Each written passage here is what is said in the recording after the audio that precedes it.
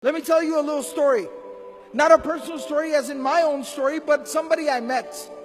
I was talking about this one time in the khutbah of Jumu'ah, Friday khutbah in a community in the States. Afterwards, a brother, he came up to me. And you know, sometimes people just have that look in their eye. They have that look in their eyes like they have a story to tell. He had that look. And he walked up to me and he said, "Brother, what you just talked about really personally hit home for me." And I talked about the death of Khadija, the death of Abu Talib. Such a serious thing. So I said, "Please tell me, how did it hit home for you?" I sat him down, I said, "Please tell me your story." He said, "Brother, today was the first day that I prayed in a year." I grew up in a Muslim home. I was born in a Muslim family. I was very practicing for most of my life, praying 5 times a day. But today is the first time I have prayed in a year. I said, "What happened?" He said, "About a year ago, my life was picture perfect." You know, sometimes you have like a 5-year plan or a 10-year plan, your grand plan. And you know, when everything is falling into place, your plan is working out, everything is going according to plan. He said, I was in that part of my life. I was nearing the age of 30. I had gone through college and medical school, working 2 jobs on the side. I had gotten married during that time, found the woman of my dreams, the love of my life. We had 2 beautiful small babies, children, 2 small children.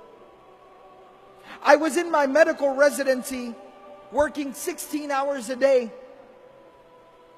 And we were living in a small, tiny little apartment, not in a very good part of town. We had 1 car that was broken down. It kept breaking down every other day. It was very difficult. We were barely getting by.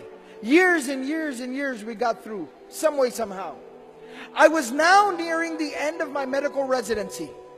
So I was starting to get offers from clinics and hospitals and doctors and groups. Very lucrative offers, 6 figures. 6 figures US, big deal. And things were starting to work out. I had not one but multiple offers on my desk.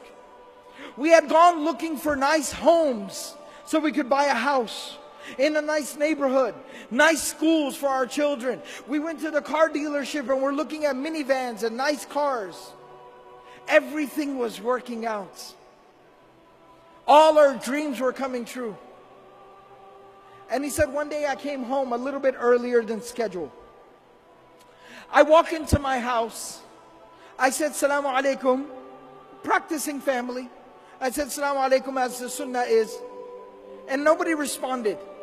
I looked at the time, and it was usually the time my wife would put the kids down for a nap, their afternoon nap, and she would take a nap with them as well. So I said, "Let them sleep. I don't want to wake them up. I don't want to disturb them." So I went, I got some food, I sat down with my books, did some study, answered some emails. After a while, you know when kids, they wake up and they start to kind of fuss and make noise? I heard the kids from the room. The younger one was crying, the older one was talking, I could hear them. I got very excited, as a father does. Let me go, they're awake. It's fun time, family time. So I go to the room, and I walked in, and my kids are sitting on the bed next to my wife, and my wife is laying there between them, motionless, still, not responding, not reacting. And it looked wrong. Being a doctor, I jumped right in and I checked her, and she had been dead. Not now, but for like an hour. She was cold, she was gone. Just like that. He said, "Brother, at that moment, my life, it fell apart. I lost the love of my life. My children lost their mother. And I lost my faith, my iman." He said, the next 24 hours were a blur. Janaza, tadfeen, the burial, it went by. I didn't even realize what was going on. After that 24 hours ended and we buried her, I went to my room and I locked myself in my room, and I did not come out of my room for days. I kept the lights off and I just laid in my room and stared at the ceiling. I did not hold my own children in my own hands for the next few days. My mother and my brother were taking care of my babies. I didn't know what I was supposed to do. After a few days, I crawled out of bed. I reconnected with my children. I tried to get back to work, figure out how am I supposed to work and take care of my kids. My mother and my brother, they helped me so much. Slowly but surely over the weeks and the months, I put my life back together again. I got back to work. I figured out the schedule for the children. And I started figuring things out, but there was one thing that was still missing. One thing I could not figure out. One thing I could not solve. My Imaan was gone. My faith had been broken. I stopped praying. I no longer had faith. I was struggling. And he said, my brother, who wasn't just somebody who just showed up and just told me what to do. You know, some people, when they give advice, they're never there for you. They never help you. They don't support you. They just show up and tell you what to do. My brother was not like that. He looked after my kids. He stayed awake with my babies when I had to go to the hospital for a call.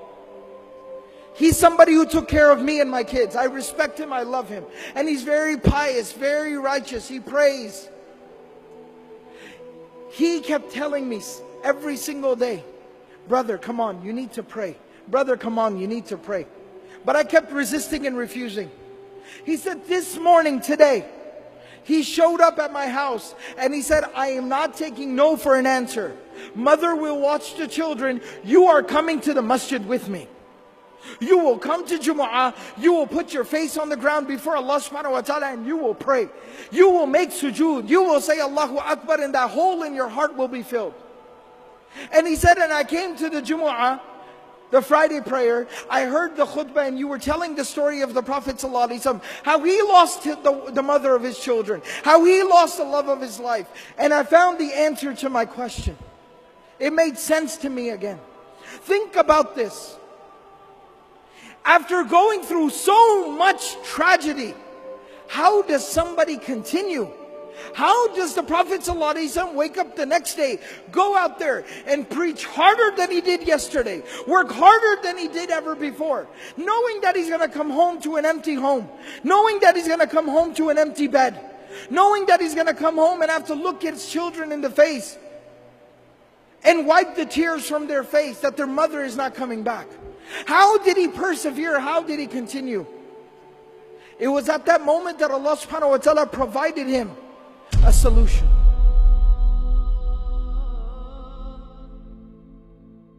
Allah subhanahu wa ta'ala took him on the most miraculous journey any human being has ever experienced. It is called the journey of Al-Isra wal-Mi'raj, the journey by night to Jerusalem, and then the ascension above the heavens. The journey by night to Al-Aqsa, and then the ascension above the heavens.